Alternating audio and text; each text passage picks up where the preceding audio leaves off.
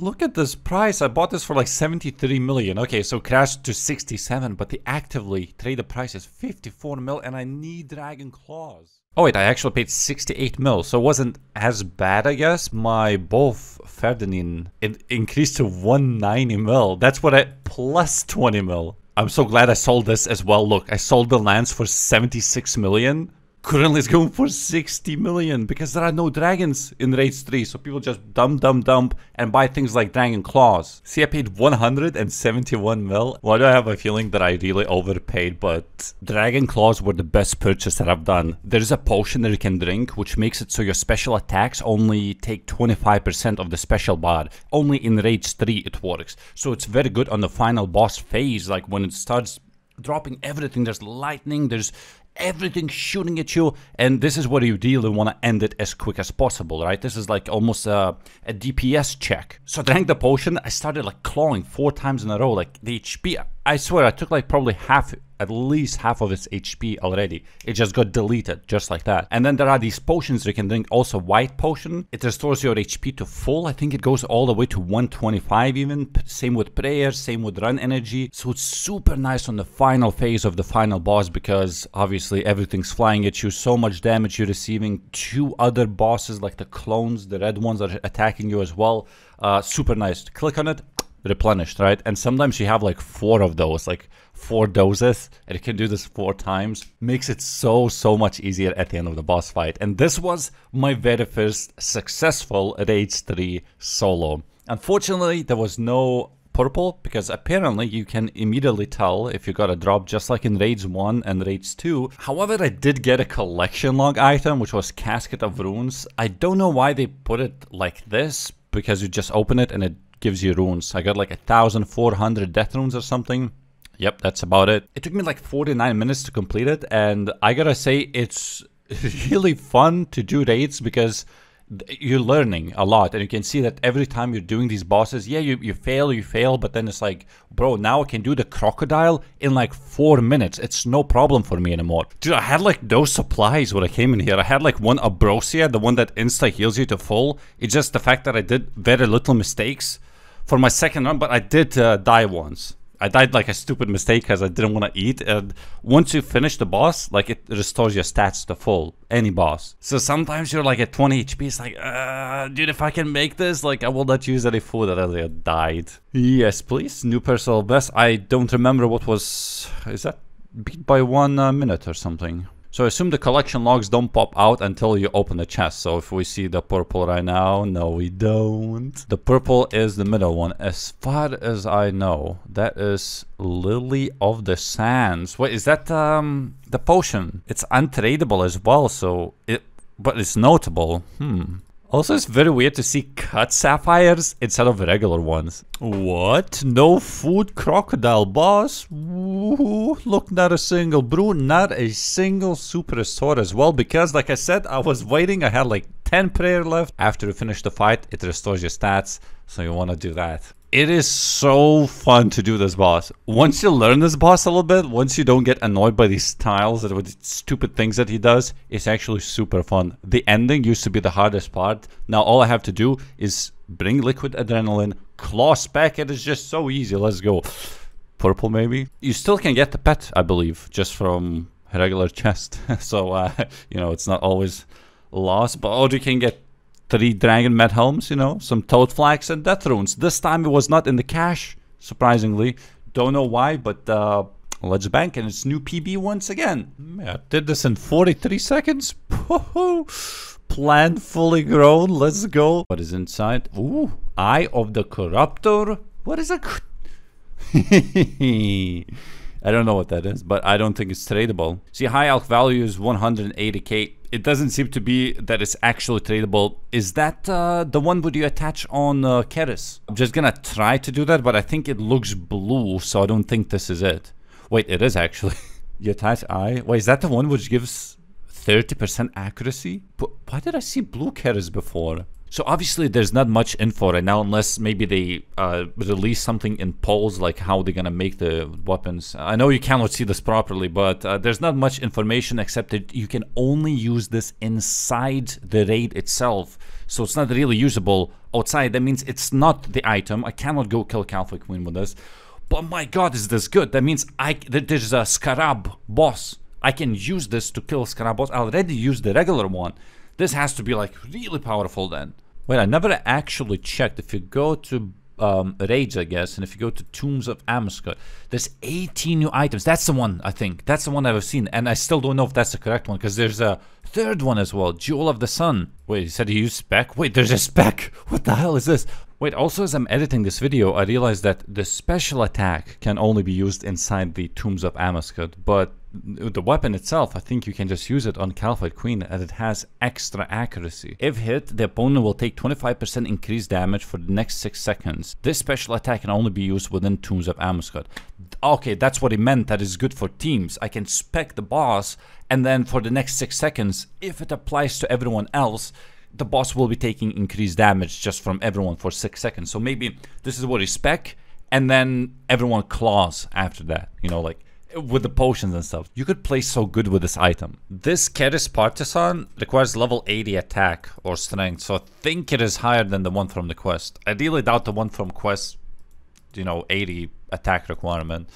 Not hitting much on it. It's kind of the same. Like, this boss is super tanky, so I swear just seeing one single hit like on it, that's why it has only like 300 HP, because it is that tanky. But this guy may not be. Ooh, 54 as a max hit without anything proccing, I guess. Yeah, wait, that's personal best, right? That is 39.22. That's sub 40. That should be both. A friend reached 20 mil attack XP. Whoa, let's go. Please go ahead. Rookie numbers 39. Very nice. Let's see what's inside here. Maybe another gem. No, it is 74 cut diamonds. Look at this dude. He's gonna heal. I'm gonna, okay, missed that one. It's okay. Double claw spec. It even works on this one. Like pum. That was a lot of experience. Then do a second one. You don't even need that potion, you know, that you get for the, like, I'm just gonna like basic hit, like another one. If I die, that's gonna be very embarrassing for me. Not embarrassing, just waste of. There we go. That's why claws are so expensive. Wait, if I see 97 mil, it went up, kinda, because I paid. I think that's what I paid, but it was showing at least 96, or that was 93, wasn't it? Almost 100 mil. Another 8, another no purple, and nothing in here but mahogany log. So what do we get this time? It's gonna be gems again, isn't it? Nope, it's going to be 8 runners heats, 2 magic, and actually I should say the total loot, maybe, yep, 648k. Here we have chest number 8, Romantary coins and more runner seeds. Pretty good for Iron Man so far, I gotta say, especially with those runner seeds, but who knows, maybe they're kinda rare, because I've only seen 2 in 8 drops. Right, so before you kill any boss, there's puzzle rooms. So this is a baboon puzzle. Before you kill a baba, the gorilla, or baboon, I guess. This takes ages, man. This takes like, I think it's time locked. I don't think you kill, the faster you kill, anything changes. It's actually like 5, 6, or 7 minutes that I have to do every time. So it's just AFK, but it's like, bro, I do the puzzle and I kill Crocodile in like 4 minutes. All right, 9th one, and there's gonna be one more after this. There's another cache of runes. I wonder if they stack. If you go to collection log, like, oh yeah, it does show as 2. All right, ladies and gentlemen, it's the last chest right here. If we, you know, let's just walk like this, and maybe the sarcophagus is going to be purple, and I see the keys here, so there's nothing in sarcophagus, right? That's how it works. Well, not this time. It's always this one as well. It's not like any. Oh my god. Yeah. It's Thread of Elidinis. That's it. I can add another rune in my rune pouch. It is untradeable though, unfortunately, but you actually, I don't know how to do this. Probably need a needle. Yeah, you need a needle to work. Yes. You are attempting to use Thread of Elidinis to augment your rune pouch. This process is reversible at any time and the thread will be returned. Oh, okay. So, okay, no problem then. Add this. Yes, please. Consume And now I cannot see. Wait, if we empty this, this is how it looks. There's a revert option. Is it gonna? Hey, there's no even confirmation, nothing. What if you don't have a needle? You know, you split it by accident. Return, yes please. Can you split it while it has runes inside? That would be kind of interesting. Revert this. Wait, you can? Oh, and it gives... Oh, okay. I'll add something. I don't really need... I don't think there's anything like Ice Barrage, maybe, but there we go. I just gotta say that I am having a blast doing these raids, and I went on Reddit and mostly it's extremely positive by people. I couldn't believe Jax actually pulled off a really nice polished update with it's just like so much to do, you know, like, oh, you don't like this kind of difficulty level, just scale as much as you like. It's not like there is easy mode, normal mode, hard, extreme, or whatever else. It's like you pick, you can put just a little bit, add a little slight touch to it, and it's going to become much easier, more difficult, but only for that specific boss or whatever you enabled. And I was blown away by the art style. I love the monkey. I think it's called Baba. If you examine it, it also says big old monkey. Just look at this baboon walking around, rib cages showing. You know what the best part is? It can summon these tiny baboons. Yeah, and they start like attacking sarcophagus. You can kill them if you want, because if you don't, it's gonna be like additional damage you're gonna get. When he starts rolling the boulders, the baboons can die. That's just something I noticed. I don't kill them because of that if I'm close to these rolling boulders. I think it's like Donkey Kong, but I never played Donkey Kong, but I think that's how it was, no? You can actually attack one of the boulders and then attack another boulder. All it takes is 2 lines and you can reach the boss itself. I didn't know that was possible until I saw that Wooks did it, and I was like, oh wait. So you can't just climb back and skip all these boulders, because otherwise it's gonna roll like 10 of them. And if you can roll 2 only, yes, you would do that, because the fight will be much faster. He's gonna do this twice in a fight, and if you can skip both boulders, you save like a minute or something. And this is the weird part, right? Because I cannot tell which boss is like difficult and which boss is easy, because it's all about what disadvantages you set before going inside the raid. Yeah, so you can make one boss really powerful, but the other one is gonna be very easy. I made the crocodile very easy, although it does have 2 buffs. Even with 2 buffs, it's just easy. I do the puzzle room and kill the boss in like 4 minutes. You basically use Bofa from far away and you just shoot the guy. And oh yeah, he does this. Oh man, that was pain to learn. We used to die over and over and over. He throws these boulders. There are black boulders, and you have to like kick something, and you have to destroy that something. It explodes, and you have to, it removes the pools, and you go in there and it starts screaming at you. If you put the sounds on, really spooky, and then you survive and you just kill. It's pretty easy. That's it. That's all it is. Like, there's no mechanics. But if you, I tried it with everything enabled, and it was pretty hard, because you see those walls that are coming, kind of like in Dragon Slayer 2. Well, if you put everything on, or I guess just the wall thingy, it's gonna have only 1 square, which is doable, but then you also have poison on the floor, and it just becomes annoying. So it's more like if you want to become a little bit of an expert eventually, and do the high level raids eventually. Then there is a Scarab, and Keris works perfectly in this place. It hits high, it's pretty accurate, because if you don't use it, you're gonna be very inaccurate. You can see the boss has only 300 HP. Why do you think that's the case? Because it has massive defense. Not with Keris though, and I noticed that Bofa was working extremely well before I started using Keris. And that's it, there's just multiple stages, there's nothing really, you just literally kill it while avoiding those Vorkat balls from the top. And like there's these scarabs that spawn. I don't fully know the mechanics, that's the thing. And I think I didn't put too many disadvantages on this boss, so he's just doing nothing.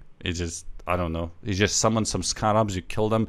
If you don't kill scarab though, you'll get hit massively, like 60, so you better kill it in time. And then there's this human one, right? So we started doing it as a team. I remember, like, initially he does this thing on the floor where you have to memorize how he does it. So like star and then lightning, and you just, oh okay, I remember now. And he does like 4 moves like this, and you have to move accordingly. If you don't, you get hit by like 25. Well, little did I know, by accident I enabled some sort of disadvantage where it was going for like 7 times. I was only expecting 4 of them, and then I'm like, whoa, whoa, whoa. It was like 5, 6, 7. I'm like, bro.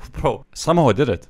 Literally, the whole fight. Even with these disadvantages, which later I removed because it's just annoying. And the ending of the boss fight, as you saw, this is where you utilize Dragon Claws. Because the thing is, if you don't have a special attack, something like Dragon Claws or maybe Crystal Halberd, it is pretty dangerous. Because all of these white things that you see on the floor, they can hit for 20. And it's kind of easy. I don't know why, but it feels like all the time they're hitting you, but they're not really hitting you. But when they hit, they hit. Then it is time to fight the final boss, which is, I think it's very annoying, like the actual initial fight. So what I do is I claw as soon as possible. I want to end that stupid thing because I still don't know what to do. You see, he shoots this red ball and then another red ball. I don't know what you're supposed to do though. Just take damage. So that's why I try to claw initially and just use Bofa to kill it as soon as possible. And then one of them dies. The other one you start to fight.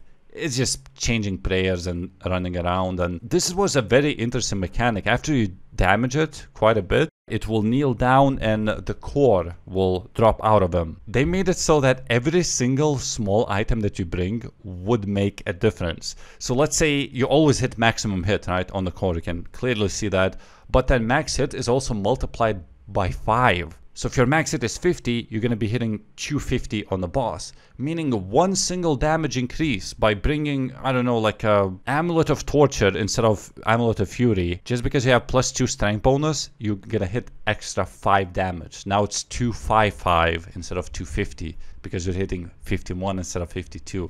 So all those small damage boosts really a huge advantage on this fight. But that's it, you kill it, and then the final boss begins, which it's super easy. Like the second Warden, I guess it's not the final boss begins because both of them are final bosses, but the second Warden is just easy if you can dodge everything. In the end, you don't even have to dodge anything.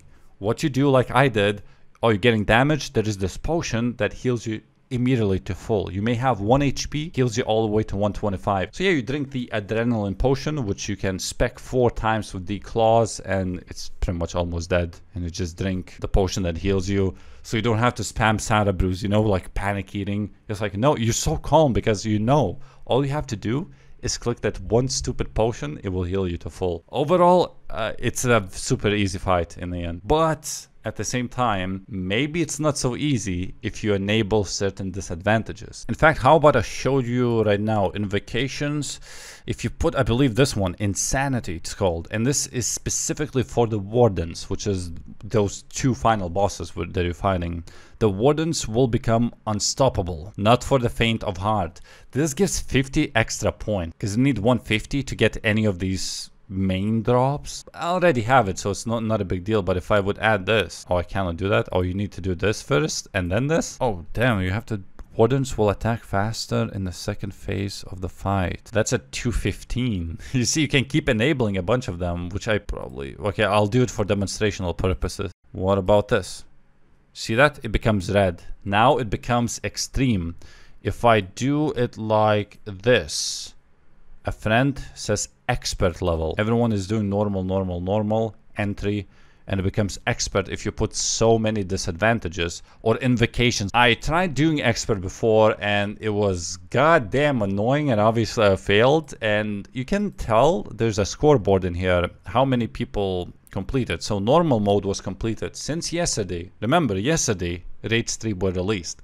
It was already completed 48,000 times on normal difficulty, 57,000 times on entry mode, and expert mode was completed 24 times only. Definitely staying in this place for quite a bit. We have to get a purple. Alright guys, thank you for watching. Bye bye. I'm gonna edit this and I'm gonna do more Tombs of Amascut. Okay, bye bye.